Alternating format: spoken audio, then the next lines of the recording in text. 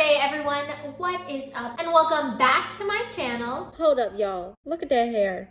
Am I for real? I know you are at home doing my July plank challenge with me. And if you're not, what are you waiting for? In my July recommendations video, which you can watch right here, I talk about all kinds of fun new things you should try in the month of July. And one of them being a workout challenge. It's still there! I challenge you for the first 2 weeks of July to do a 45-second plank and the last 2 weeks to do a full minute plank.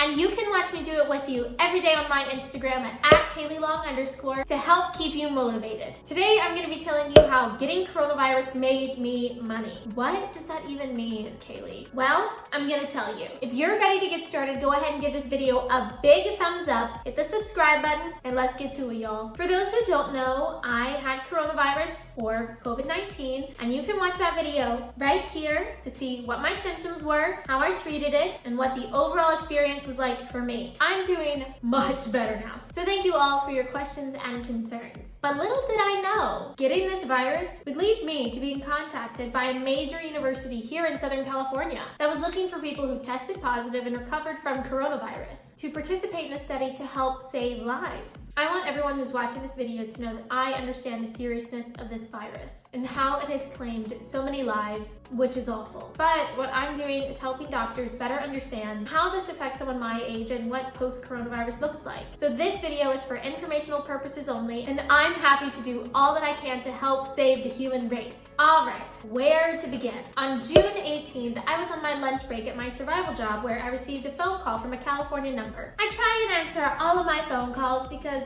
you never know who may be calling. Maybe like film director, you know? A friendly voice said, "Hello, is this Kayleigh Long?" And I said, "Yes, this is she," thinking this was about to be some scam call. The voice went on to say that through the Los Angeles Department of Public Health and Safety, I think that's the title, don't hold me to it, they released my information as someone who had tested positive and has now recovered from the virus. A few days prior to getting a phone call from the university, I did receive a phone call from the Los Angeles Department of Public Health, and they asked how I was doing, was I still experiencing symptoms, and was I okay with them releasing my information to the public as someone who had tested positive from the virus. And I said yes. I mean, I've got nothing to hide. The caller from the university went on to explain that the University of, I'm gonna leave out the school's name because I don't want to get sued. I mean, I don't know if I will, but I don't want to. Was taking oral, nasal, and blood samples from people who have recovered from the virus in order to better understand what post-coronavirus looks like. The nurse would come to my house on a day that I was free, take the samples in my home so I don't even have to drive anywhere, and I would get paid for it. Yes, obviously I made sure this wasn't a scam. I called the university and made sure that they could fact check everything that I was being told. I decided I was gonna meet the nurse in my lobby just in case they wanted to rob me, and I decided that I was okay with giving some of my DNA and blood samples to the school. They let me know that I wouldn't receive any of the information that they discovered, but hey, if I can help put an end to this pandemic, you could keep all the information. Just keep it. On June 25th, I had my first meeting with a nurse and it went amazing, and I got paid right after. I didn't film the first meeting with a nurse because I wanted to make sure everything was real, but I filmed the second one, and I'm gonna show you exactly what it was like to take the samples and how I get paid. I do show them taking my blood in this video, but I'm gonna put a sign up that says skip now and what time to skip to if you don't wanna see it, because I get it. Not everybody wants to see that, but I felt that it was important to document this and show you guys exactly what I'm doing and how I'm helping. My second appointment was set for July. What? My second appointment was set for July. I'm scared I'm gonna say it again. My second appointment was set for July 9th. 2 weeks after my first visit, which is how they're conducting the study. Each visit is 2 weeks apart. I got a text from my nurse saying that they will be arriving in 44 minutes, which would be 8:55 a.m. I was able to choose a time slot that worked best for me, so I chose 8 a.m. to 10 a.m. On the link provided in said text, I could track where my nurse was, his car and license plate number, and his name. Again, all very safe. I got a text at 8:51 that my driver was arriving soon, so I ran downstairs. Just as an FYI, I had had done my morning run before seeing the nurse, so I'm looking a little fabulous in this video and not as put together. But all footage is real and organic, the way it should be, right? I waited a while for my nurse to show up, so I decided to film myself standing there and waiting. The nurse showed up about 15 minutes after I received my text that he would be arriving soon, so I'm not sure what that was. Maybe just LA traffic. I was so nervous to ask him if it was okay to film that I cut out the beginning of me asking him, but... And I was just wondering if I could like film it. You don't have to be in it,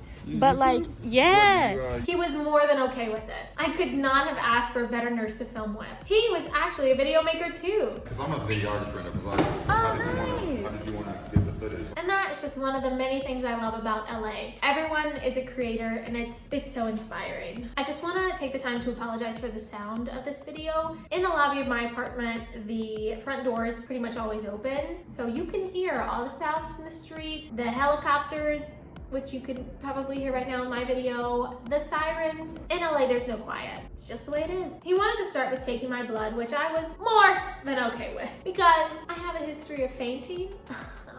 But I was not gonna faint while filming. I was determined to just do what I had to do. Alright, so let me see here. Obviously you've done this before, right? Yes, just one time, but let's just, you know, move forward. We got it. Let me see your arms first, because I'm gonna take your blood first just to make it easy and we can get rid of everything after.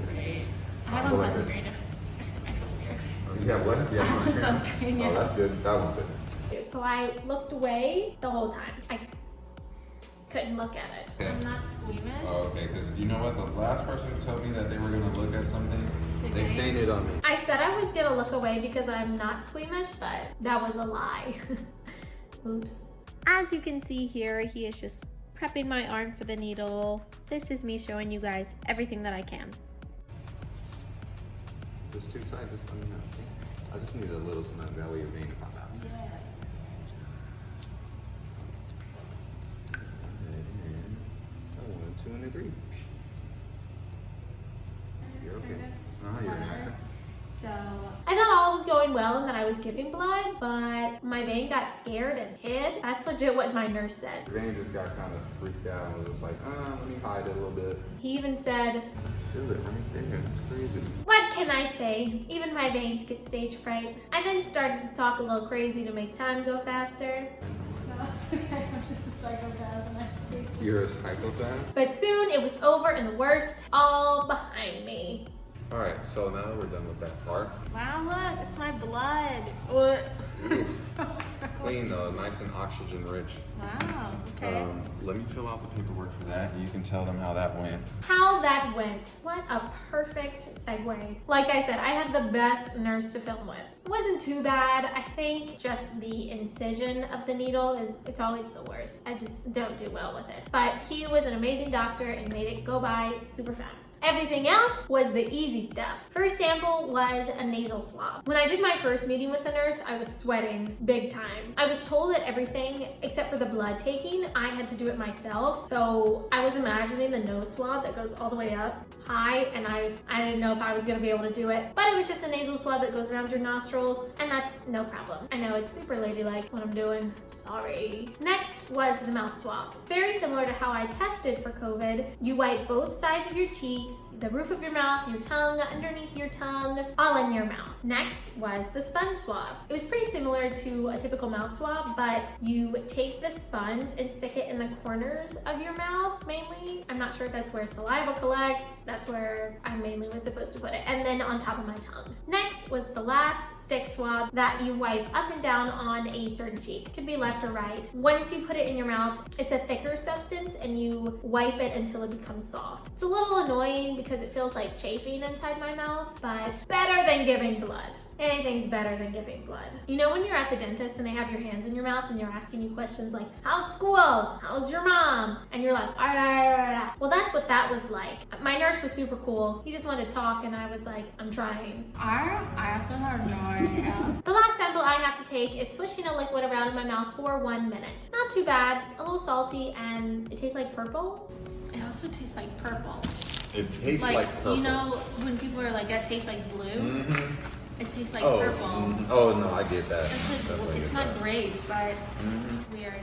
And boom, I got paid right after for 10 minutes of my time. And to let you know how much I got paid, I get paid $50 a visit. I made $50 in 10 minutes. I think the most I've ever been paid hourly is $15.50. So to make $50 in 10 minutes, kind of, you know, nice. Yes, I went through Corona to make $50 in 10 minutes, but hey, I'm now helping people. My nurse went on to tell me how the university will be in contact with me to set up my next appointment. And then I was done, and I went on about my day. I'm always surprised with how things turn out in life, how good comes out of bad. By getting this life-threatening virus that, again, kicked my butt, I'm now able to help people and doctors by hopefully coming up with a vaccine or a cure to coronavirus. I'm so happy I was able to share this story with you guys, and I hope it inspires you to always look for the positive in any situation. If you like this video, go ahead and give it a big thumbs up, hit the subscribe button, and I'll see you guys here next week, same time, same place. And remember, keep it positive. Kind of hungry. I don't know, I'll figure something out. Thank you guys. Ooh, what time is it? You still feel me, baby? Okay, great. Great, just wanted to make sure.